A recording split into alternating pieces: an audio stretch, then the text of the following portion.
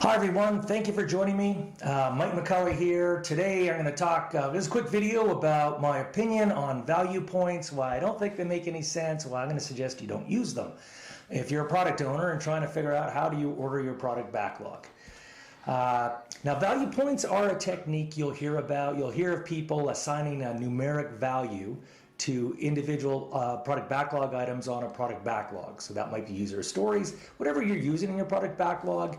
The notion is that the product owner or product owner, maybe people they're working with, are assigning an integral value to each item that is indicative of its business value or value for the product or whatever, to help with the ordering of the product backlog.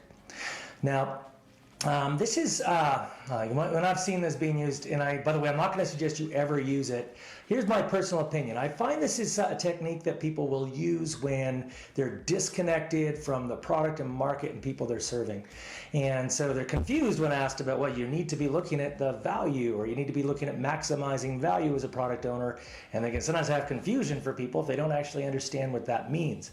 And so this creates a model. I think this is actually a convenient little trick that maybe some coaches out there have been using to get somebody feeling like they're actually delivering value, or they're coming up with some concept of value.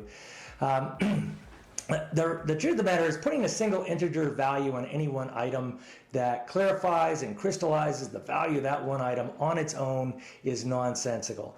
If you look at a product, and most of these products and things that we're building, when it comes to software or other products that you may be working on, it tends not to be the single individual item that delivers value. It tends to be a whole bunch of items that deliver value to customers. It tends not to be one thing on its own.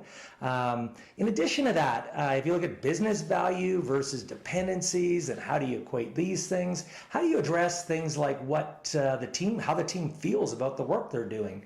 Are you going to put that as your consideration of business value? The trouble with trying to put a single integer value on your items in your product backlog that is going to be indicative of its value is that value is a multidimensional topic or idea that you have to figure out as a product owner. But on top of that, these things are constantly changing. And in addition, there tend not to be single point. This is very much, you think about it, this mindset about trying to take something and breaking it down into its individual value points is very much an industrial age reductionist mindset view that you can do this, and it makes zero sense. So as a product owner, you want to get in touch with your market, with your customers, with your business. What do you need to be delivering to your market, to delight your market, to be profitable for your company, and to make your team build your sense of accomplishment and excitement within your team around what they're building. So with that, this is my opinion, by the way. Other people have other opinions. You may have a different opinion about this. Maybe you've been radically successful with value points. I'd like to hear other people's experiences and thoughts on this. So please leave comments below. I'd really love to hear from other people. So with that, thank you so much. Take care. Bye-bye.